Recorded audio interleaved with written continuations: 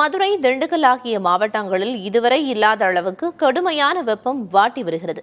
இதனால் ஏற்பட்டுள்ள சிரமங்கள் குறித்து புதிய தலைமுறையுடன் அங்குள்ள மக்கள் பகிர்ந்துள்ளவற்றை இப்போது பார்க்கலாம். இப்பையும் காட்டிலும் இந்த தடவை வெயில் அதிகமாக தான் இருக்கே தவிர ஒன்றும் மாற்றங்கள் இல்லை. ஆடி வந்துருச்சு அப்படின்னுக்காண்டி காற்று அப்படின்னா அனல் காத்தாக அடிக்குது தவிர ரன்னிங்கில் போகும்போது அந்த அளவுக்கு ப்ரெஷர் அந்த அளவுக்கு ஏறிடும் போல. வெயிலுக்கே தாங்க முடியாமல் இருக்கு, என்ன பண்ணுறது? அதுலயே அலையிறோம், போய் உசுடு படுக்கமா எந்திரிக்க முடியல. நான் ஷேர் ஆட்டோ ஓட்டுறேன் சார். இப்போ நீங்க என்ன நினைச்சீங்க, இப்போ ஒரு வாரமா நான் வண்டியே எடுக்கல. என்னோட தவிர்க்க முடியாத வேலைக்காக மட்டும்தான் வெளியே வர்றேன். மற்றபடி என்னால வெளியே வர முடியாம வீட்டுக்குள்ளேயே தான் இருக்கும். நெருப்புல வேலை பார்ப்பாங்கல்ல, சமையல் பண்ணும்போது பக்கத்துல இருந்து வேலை பார்ப்பாங்கல்ல, அப்படிதான் இருக்கு வண்டியில டிராவல் பண்றது.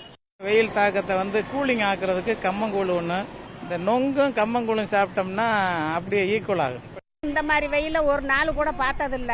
வெயில் இந்த வருஷம் ரொம்ப ஓவரான வெயில்ல உட்காந்து வியாபாரமும் செய்ய முடியல. ரொம்ப மயக்கமாத்தே வருது. வெயில் அதிகமாக இருக்கிறதுக்கு மரங்கள் தோட்டத்துக்குள்ள ரோட்டோரத்தில் இருக்க மரங்கள்லாம் வச்சா ரொம்ப கொஞ்சம் குளுமையாக வெயில் தாகத்தை கொஞ்சம் நேரம் உட்காந்து எந்திரிச்சு போகிற மாதிரி தெரியா இருக்கு.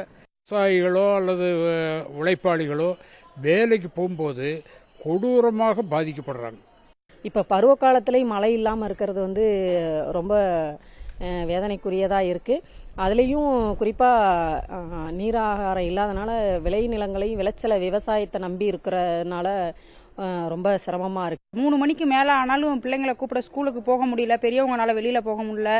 மதிய நேரத்தில் 1 மணி 2 மணி போலலாம் ரொம்ப கோடை காலத்தில் அடிக்கிற மாதிரி அடிக்குது.